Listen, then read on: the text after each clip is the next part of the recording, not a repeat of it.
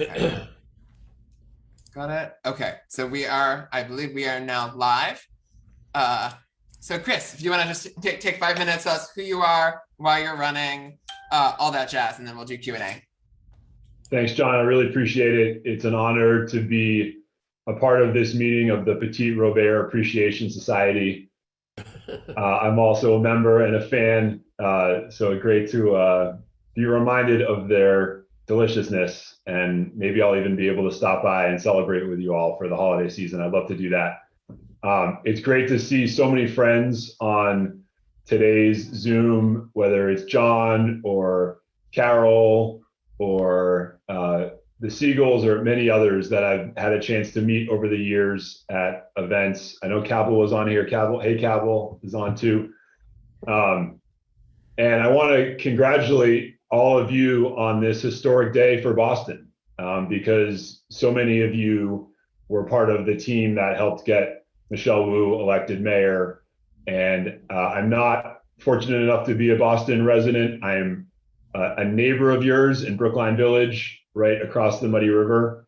But I can tell you that the historic nature of her candidacy and the promise of her election and her administration is reverberating far beyond the borders of Boston. So thank you to all of you who played a role in making that happen, and you should all be very proud of that. My name is Chris Dempsey. I'm running for Massachusetts State Auditor. I think this is my third time talking to this group, and so I don't want to cover too much ground we've covered already, but let me just give you a brief background. I'm the son of public school teachers. They met while teaching at the Martin Luther King School in Grove Hall in 1970. My mom and dad were placed in adjoining classrooms, and it was love at first sight. That's my dad's version of the story, at least. My mom is not so convinced. And I've seen photos of the way my dad dressed in 1970, and I can understand why she might have had her reservations. But eventually she came around, and I was the result of that happy marriage, along with my little sister, Allison, who is herself a public school teacher in the New York City public schools, along with her wife, Beatrice, who's also a public school teacher in the New York City public schools. And very proud to be from a family of public educators.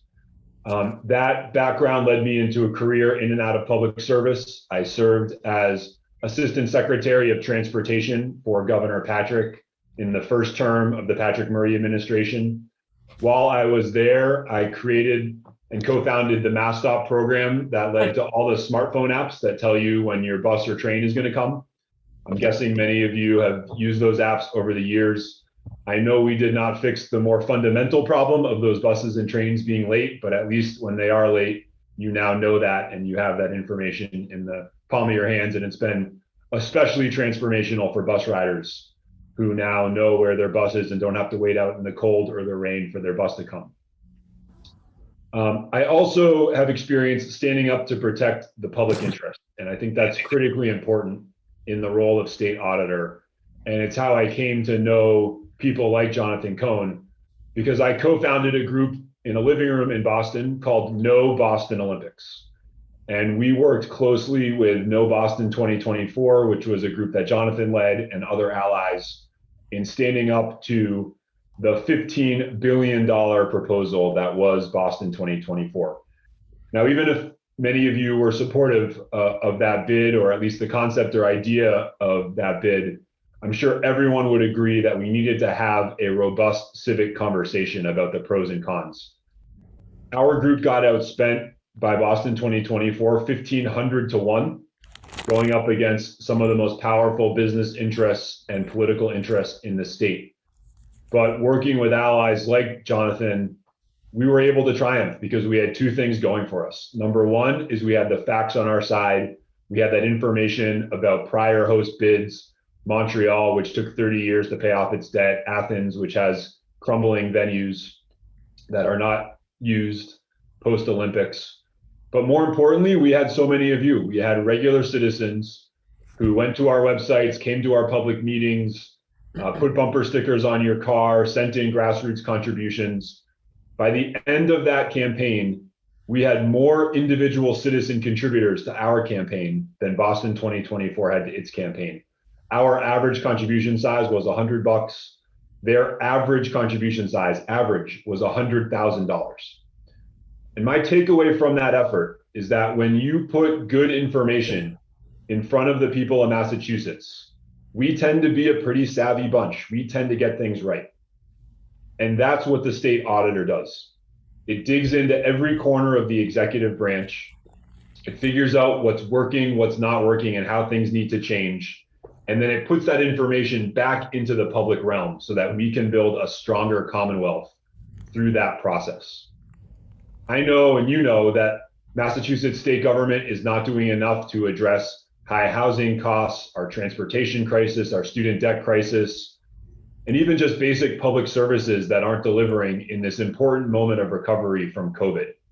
Let me give you one example of how the auditor's office can help. I will make the Massachusetts State Auditor's Office the first in the country to incorporate carbon accounting into our audits of relevant state agencies. And that will allow us to hold those agencies accountable for the very good laws that are on the books that require them to reduce emissions. We will be the first state in the country to do this. I promise you, we will not be the last. When we do it here in Massachusetts, it will become a best practice around the country. And that's the kind of leadership and solutions we need to address an international problem like our climate crisis. I know that Massachusetts state government can and must fix those problems, and our Commonwealth can do that through leadership in the auditor's office and elsewhere. And I ask for your support in this really important campaign. We are building a grassroots campaign from Pittsfield to Provincetown and everywhere in between. Again, my name is Chris Dempsey. I'm running for Massachusetts State Auditor. I ask for your support, and I look forward to any questions that you may have. Thanks so much.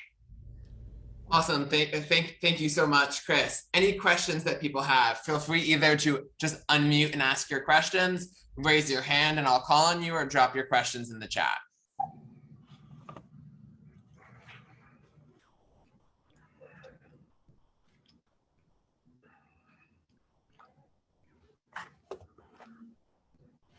I'll ask one that I'm curious to hear him say. So what would you say, so we'll have kind of be electing our kind of new auditor for 2022. What is one thing that you think that Suzanne Bump's office has done particularly well as the state auditor, and what is one area where you think would be good grounds for kind of improvement, change, or something, or kind of, yeah, that kind of like that needs work?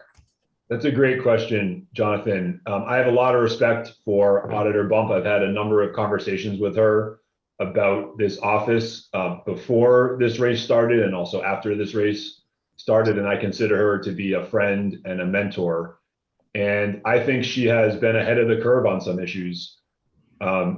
Police reform is a good example of that. Before the murder of George Floyd, she put out a nationally recognized report on the need to reform policing.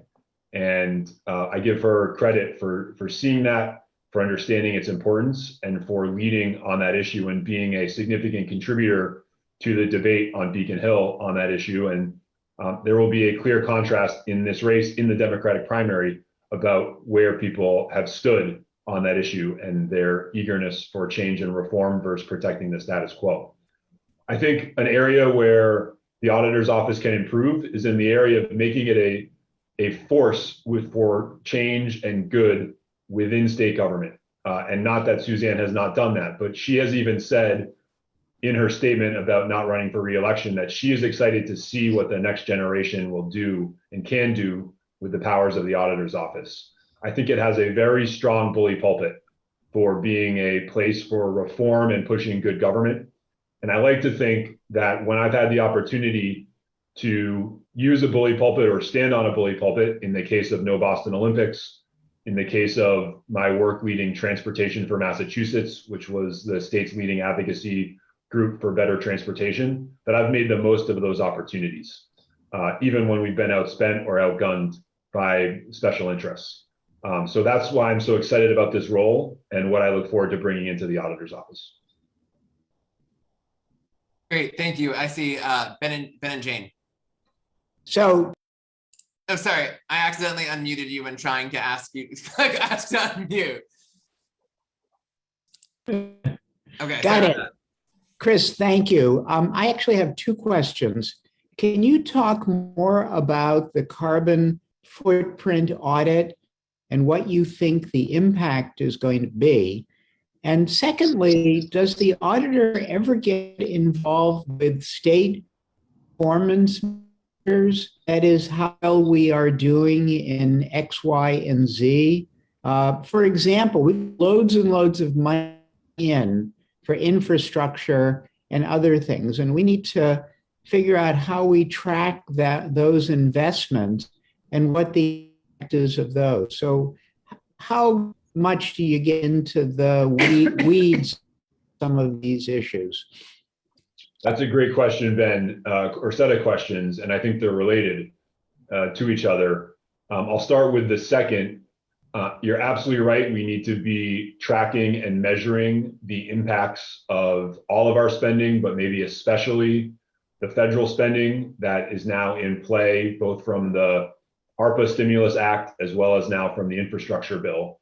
I'm proud to say that our campaign is the first campaign in this race to put out a policy paper of any kind, and it was focused on ARPA. And you can read our paper at dempseyforauditor.com/ARPA, ARPA, which is the American Rescue Plan Act. And we are proposing to track that spending in real time. That's a recommendation that was made through the Racial Equity Scorecard Project that's supported by groups like BECMA and the NAACP. Because this money is in some ways a one-time expenditure, it's really important that we track it in real time, because we don't want to spend the $5 billion of stimulus money and now the $9 billion of infrastructure money and then only audit it afterwards and realize we didn't spend it well. That is in contrast to ongoing state programs where, because that money is going to get spent every year, it's okay to sort of check in on a more occasional basis, given the limited resources we have in the auditor's office. So a significant focus of mine and something you'll hear me talk more about, and I encourage you to check out that policy paper. On the climate initiative and the carbon accounting, this is all about holding the administration accountable for the very good laws that are on the books that require the administration to be making these changes. Our legislature has led, most recently with the 2050 roadmap bill. Governor Baker is slow playing changes both within state government and the needed changes in areas of industry and society that his administration oversees. I've seen that most in transportation, which is the largest source of carbon emissions and air pollution, and where emissions are going up even while they're going down in other parts of our society or other industries. I can tell you for a fact that the Secretary of Transportation is not hired or fired based on his or her ability or willingness to reduce carbon emissions, that the people who are appointed to the MassDOT Board of Directors are not hired or fired or judged or assessed based on how they're doing on reducing carbon emissions. If we start tracking them and accounting for the impacts of their decisions or their indecisions, then we can start to hold them accountable to those numbers. And that's what the state auditor will do. To be very clear, the auditor has no role to change policy himself or herself. It only happens through that accountability function and using that bully pulpit. And that's what I want to do. Great, thank you. And I see a hand up from Carol. Hi. How are you, Hey, Chris? Carol, I'm doing great. So nice to see you. You too. You too. So I think it was yesterday or the day before, there was a piece in the Globe about the fact that we have the only state house that remains closed to any kind of visitors. Would you like to make a comment about that? Is there a financial rationale behind those gates being locked off to public access? If there is, it's not one that's been articulated by the people who are defending that practice. So I'd like to hear it if there is one. I think it's completely unacceptable that the State House is not open. I have been an advocate within the State House. In fact, we had at Transportation for Massachusetts one of the very last large public events in the State House before COVID hit. It was the week that the House passed their pretty good transportation bill the first week of March in 2020, and then the next week everything started shutting down. It needs to be open, and I hope that continued public pressure from all of us will help make that happen. Certainly, we need to place public health and public safety first. But look, I was in downtown Boston today, and I had lunch at Sweet Green, and there were people in there eating salads without their masks on. If that is the current law of the land, then the State House should be open. Great, thanks. Great, thank you. And any other questions that folks have?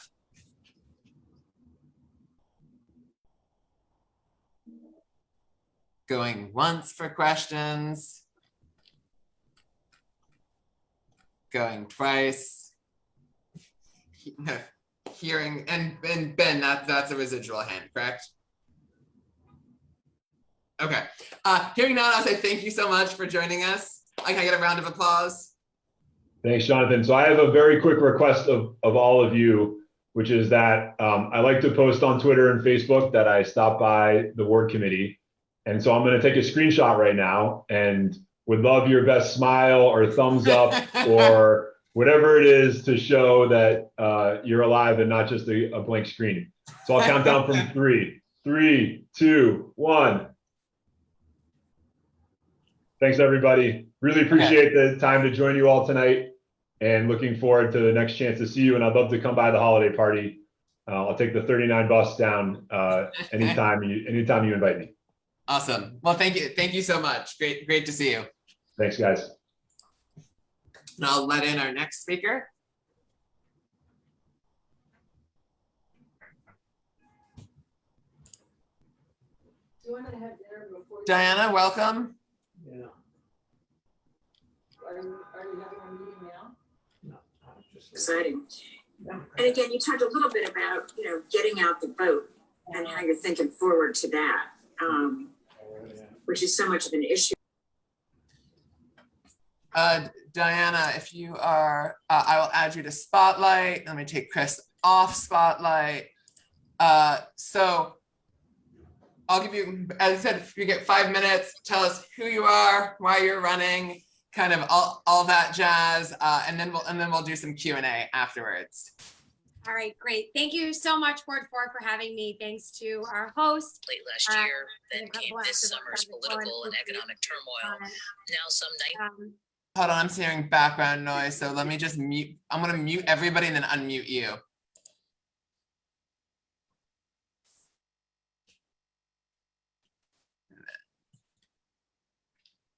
And I think I'm good to go. Yes. Okay, perfect. Great. Well, it's great to be here with you tonight.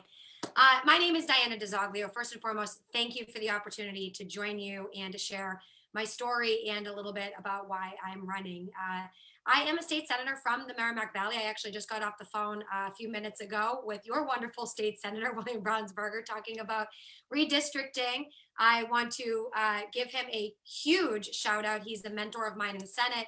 He's doing an incredible job representing all of you, and it's my honor to be able to serve with him in the state Senate. I hail from the city of Methuen. I was born in Methuen to a 17-year-old single mom.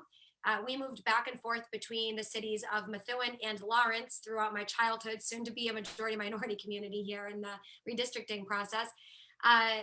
We moved back and forth between those cities mostly depending on where my teen mom could find work as a young nurse's aide at the time. And I ended up going through the public school systems here and then going to a local community college in the city of Lowell, Middlesex Community College, where I was able to obtain an associate's degree that was affordable thanks to our state's, I should say our Democratic legislature's investments in families like mine.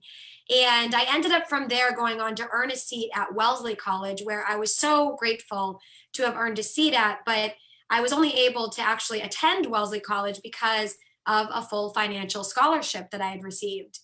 And the reason why I think it's so important to say that is because it was due to those financial investments that others had decided to make in me, regardless and despite my family background, my upbringing, and my zip code, that I was able to really see future success. And due to that investment made in me, I was really inspired to give back to my community in whatever way possible to contribute to the success of others in this underserved population that I grew up in. So I ended up actually working in a teen girls home. And as a domestic violence survivor myself from childhood, I ended up specifically wanting to work with teen girls who had experienced domestic violence in the home. I volunteered at Girls Inc., helping to run their after school programs. And then I also served as the cultural arts coordinator at the United Teen Equality Center in the city of Lowell, helping to expand their diversity, equity, and inclusion programming and working specifically with inner city youth. Now, simultaneously throughout these years, I was also working in the private sector, and I was working in the hospitality industry, waiting tables. I was also running a very small cleaning business. It was an environmentally friendly micro business, so to speak, where I was cleaning office spaces and homes around my region. To be honest with you, my community service work was my passion, and this work that I was doing in the private sector was really intended to supplement the work that I was doing, sort of, my day job, so to speak. So I was sort of juggling all these different positions. As many of you know, who work in community service, who have loved ones who work in community service know, it doesn't always pay the bills. So I was happy to be doing all of these things to supplement that income. But what ended up happening is I actually got offered a job working as a legislative aide in the House of Representatives during this time through those community service efforts.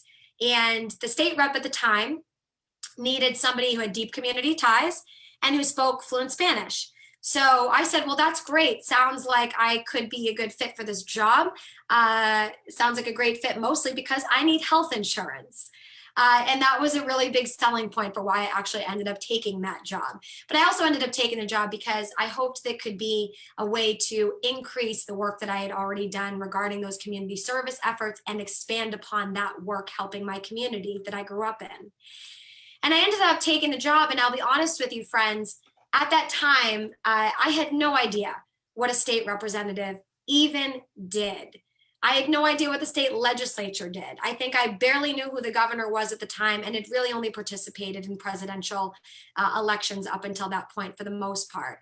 And that's probably why I'm such a big proponent of civic education in public schools and making sure that we have a robust civic education program in our public schools in all communities. But when I got that job, it was like drinking water from a fire hose. And I learned very quickly about all of the great things that our state legislature can do. Things like investing in public education and higher public education, making sure that we fight against climate change, making sure we have a robust transportation system, fighting for access to healthcare for all, fighting for racial justice, fighting for women's reproductive health, fighting for LGBTQIA+ rights. I could go on and on about all of the great things that I learned that our state legislature can do that is good for our communities, the good that state government can do. But I also, during that very short amount of time, learned about the flip side of how state government can operate. And this was over 10 years ago. This was before the Me Too movement. And I was a younger woman in my 20s working on Beacon Hill at the time and was sexually harassed there in our own House of Representatives.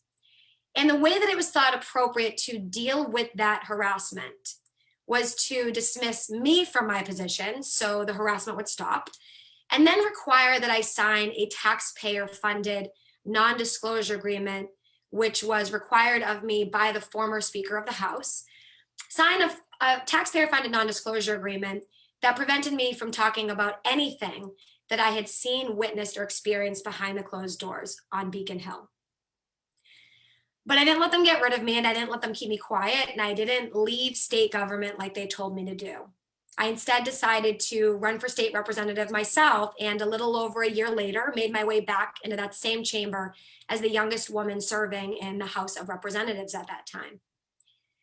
And when I got elected, friends, and I realized that my community had put their faith and their trust in me to be their voice, to be their advocate, and to be their representative, it was a humbling experience, to say the least. It was never something I ever thought that I was going to be doing. And I took the responsibility incredibly seriously.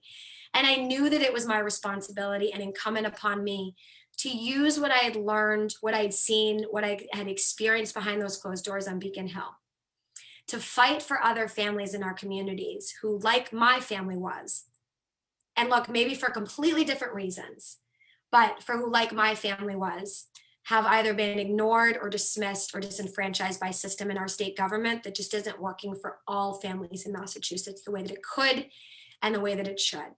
And I took on that fight regarding non-disclosure agreements in the House. That's a fight that I took with me to the state Senate, where I'm proud to say that due to the support and leadership of colleagues like Senator Brownsberger and others, we've been able to pass meaningful reforms in banning their use across state government. But we have a Republican governor who continues to dig his heels in on abusing these agreements and other simple matters of transparency and accountability. And I know my time is running short, so Jonathan, if you give me another minute, I'll try to go through them very quickly, and then we can just, Q&A. finish up, and then we'll go to questions. Thank you. Look, friends, during the pandemic, during the shutdown, I know I don't need to tell anybody in this group this, but we saw an incredible lack of leadership from this administration, and we saw a lack of transparency and accountability across the board. Governor Baker during the pandemic took precious vaccines and the millions in taxpayer dollars that were supposed to accompany them, and instead of sending them back to our local communities where all families could get equitable access, he diverted those vaccines and funneled them to his friends in the private sector and to these mass vaccination sites with no bid, no RFP contracts. When that happened, I stood up and I demanded equitable access so that our elderly, our disabled, our immunocompromised, those without transportation, our communities of color and other underserved communities could get equitable access. And I demanded an audit and an investigation into the millions in taxpayer dollars that was spent on no bid contracts. When the Holyoke Soldiers Home tragedy occurred, and we heard through a Boston Globe Spotlight team investigation that Governor Baker had actually told falsehoods before our legislative oversight panel, I demanded Governor Baker come back before us under oath and that we utilize our subpoena authority to get to the bottom of what really happened. For transparency and accountability's sake, yes, but more so because the families of those who lost 77 loved ones, those families deserve the truth from the governor and they deserve justice. When McKinsey Consulting was found guilty in being complicit in helping to cover up the opioid crisis, contributions from Purdue Pharma and the Sackler family through the manufacturing of OxyContin. And our Attorney General announced that she was suing this company alongside of AGs from across the nation. I stood up and I demanded Governor Baker stop wasting taxpayer dollars in the millions on a company that is proven to abuse the public's trust time and time again. As a state senator, I've been standing up, I've been speaking truth to power, I've been advocating, I've been legislating, I've been calling for audits, I've been calling for investigations, and I'm going on my 10th year now in the state legislature doing these things. But as state auditor, I won't need to keep calling for audits and demanding investigations. I will audit and I will investigate these matters and much more on your behalf.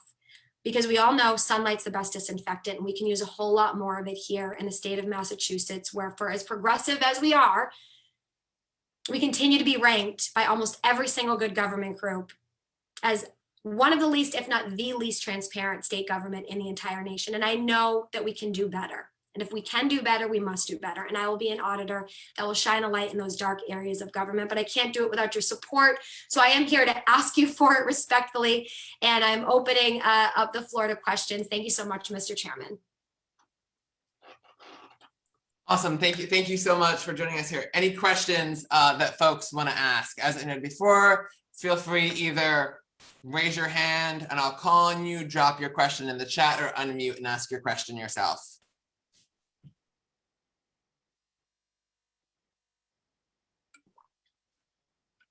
I'm hearing, I'll start with the same question that I'd begun with last time. So my current auditor, and then I'll ask mine, then I see Kim, and then I'll ask Kim, invite Kim to ask her question. So current auditor Suzanne Bump will be retiring. What is one thing that you think has been really especially good about that part of the legacy that Suzanne Bump leaves behind that you'd want to kind of continue? And what's one thing that you think is room for improvement from that the office needs?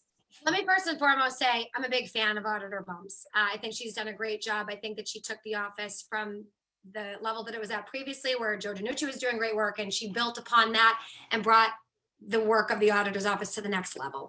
And I think that that's incumbent upon anybody that's coming in to try to fill the big shoes that are there, right? You're supposed to be building on the work that was previously done. So I plan to do that.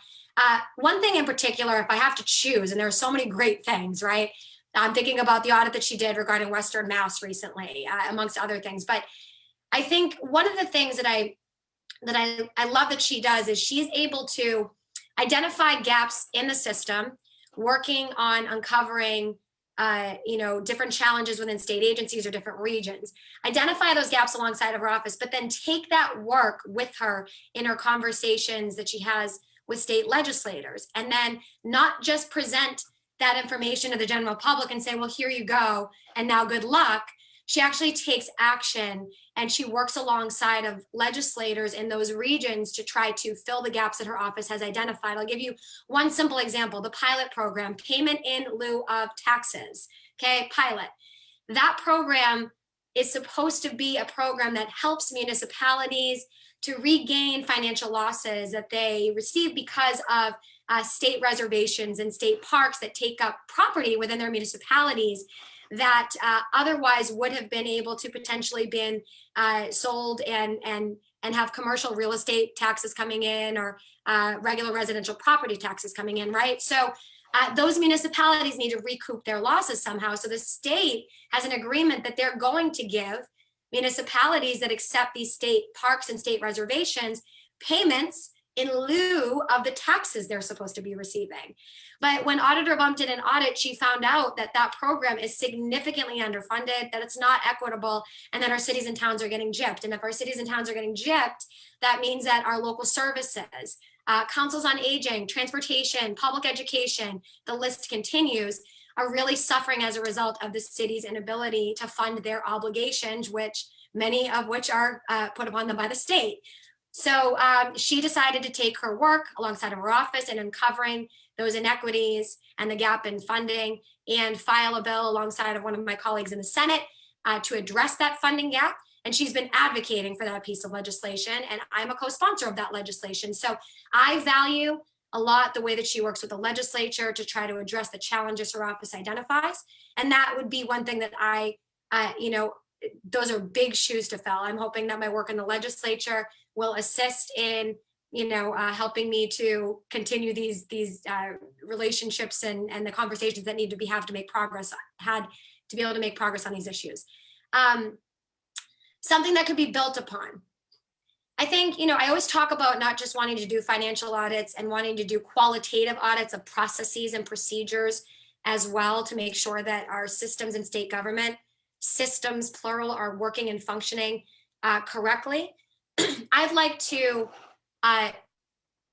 really like to see, and I said this, previously as part of my stump speech, but I'd really like to see how much, we need to correct the processes across these state agencies and potential abusive practices regarding things like non-disclosure agreements and looking at structural changes that we need to make. Now, I mentioned non-disclosure agreements, look, in terms of sexual harassment, but these things are used to hide racial discrimination based on, how you identify, discrimination based on age, disabilities, so on and so forth, and then harassment as well, or abuse. They're used to potentially cover up corruption.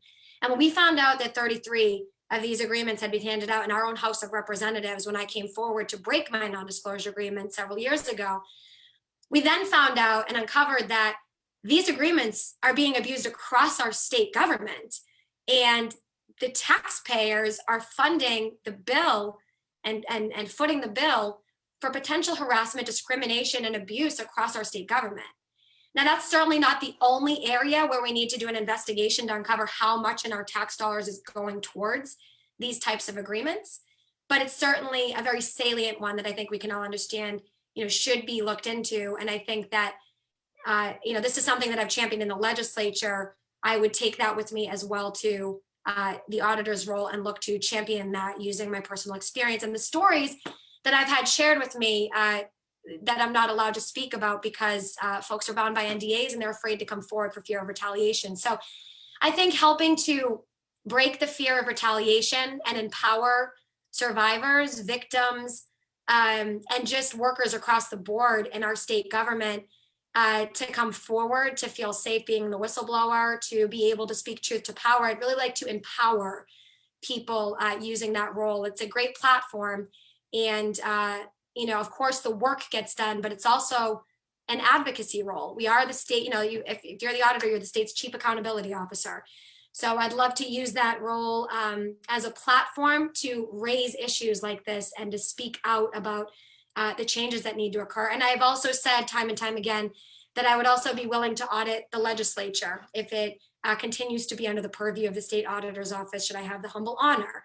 And I'd like to do an equity audit of the state legislature. And I'd like to see where we can increase access and equity and transparency and accountability across the board to make our process more inclusive and more transparent so that all folks in our communities can have a seat at the table. Awesome. Thank you so much. And Kim, I know you have a question. Yes. Hi, Senator. Glad you're here today. Nice to hear from you. I have a question. You're representing the Merrimack Valley, so not Greater Boston.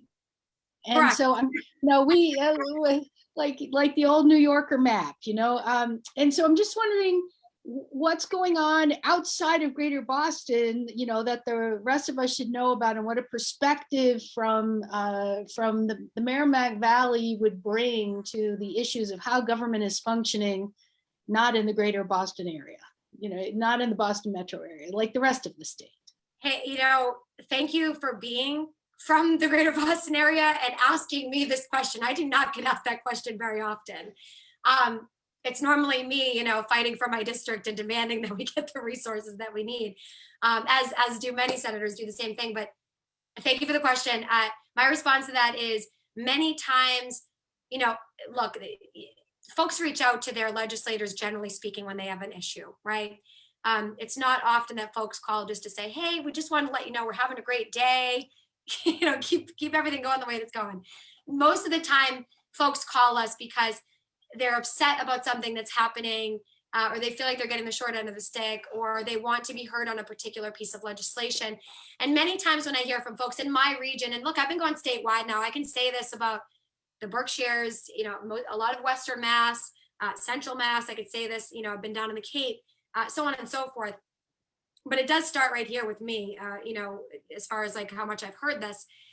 There are feelings that there are inequities in the distribution of funds and the distribution of resources. When we have crumbling roads and bridges across the board in Massachusetts, of course, we need to make sure that, we're funding a robust transportation system.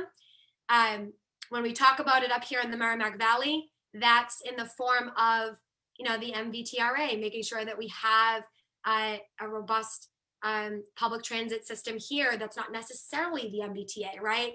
The commuter rail folks talk about a lot, but it's not very, heavy into that conversation as much in these outskirts. You hear people talk about the North-South Rail Link and all of these other things that get access to Boston or to the other side of the state as sort of like more kind of statewide issues. But I think that when you live in a place like this, the conversation a lot becomes about how there are feelings of being pushed aside, left out, that there aren't really, there isn't really equitable access to the same opportunities.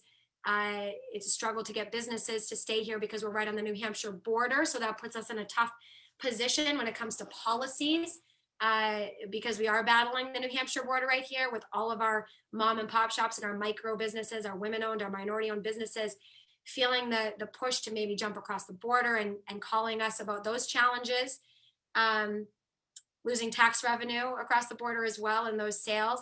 I think that, for the most part, they feel like their voices are heard, but there is a sense of inequity when it comes to, some of the resources they see being poured into, maybe the greater Boston area and some other regions that are viewed as being more urban, more, populated than some of these cities and towns that are in the outskirts. And look, I was just in Western Mass the other day, and they were saying the same thing that my constituency normally says to me. We feel like we're neglected, we feel like we're ignored, we need more access, right? And they were talking about broadband and transportation, and Auditor Bum's report on infrastructure, and how it was found to be inequitable. And there are inequities. Look, if you follow the numbers, there are inequities. I got up and spoke about this the other day on the floor, about how the ARPA funds have been distributed, not entirely as far as earmarks are concerned in the most equitable of fashions. And I did challenge my leadership team on that. And I do plan on following up with an amendment that I sponsored alongside Senator Sonia Chang Diaz. She led the charge on this. I'm so proud of her work. I co-sponsored her amendment to require automatic updates regarding what we're going to be investigating and auditing, and requiring that those things get done automatically rather than having to be called upon, right? So we did that in the Senate. We put those checks there. But as auditor, I'll look to take that to the next level and build upon those checks and balances that we put into the Senate ARPA bill and make sure that we're doing a full audit and review of how all of these dollars are getting spent. Because having gone through the process last week, I have some serious concerns. Great, thank you. And any other questions that folks have? And again, feel free, you can unmute and ask your question. You can drop it in the chat, or you can raise your hand and I'll call on you. Question opportunities going once. Going twice. Hearing no more questions, I will say thank you so much for joining us. Can I get a round of applause from folks for our guest? Hey, I just want to say again, thank you so much for the opportunity. Never thought I'd be running for statewide office. Here I am, and I have to say it's been an amazing and humbling experience. And thanks for taking time out of your busy schedules and lives to hear from candidates. We can't do anything that we do without your support. So thanks for hearing us out. I respectfully ask for your support, and I will be happy to hear from anybody, but my contact information is in the chat. Please feel free to reach out if you'd like to grab a coffee or follow up with a phone conversation about any topics we weren't able to cover. Obviously, there are incredible issues and challenges facing the Commonwealth: climate change, housing, mental health and substance use disorder issues, all sorts of things. And the auditor's office plays a huge role in that. And I'd be happy to expand upon those things and expound upon those things with anybody who would like to continue the conversation when we have more time separately. So thanks so much for the great opportunity, and I look forward to seeing you all soon. Awesome, thank you so much. And I'll follow up as well. You missed the very beginning of our meeting when we were talking about our holiday party next month, and I can send you, once we have all of that formalized, I can send you the invitation to that as well. Yes, thank you so much, Jonathan. I would love that. That would be fantastic. Thanks for being so welcoming. Thanks so much for joining us. Okay, so I will see our next speaker is going to be Senator Sonia Chang Diaz. I don't see her here yet, so we can have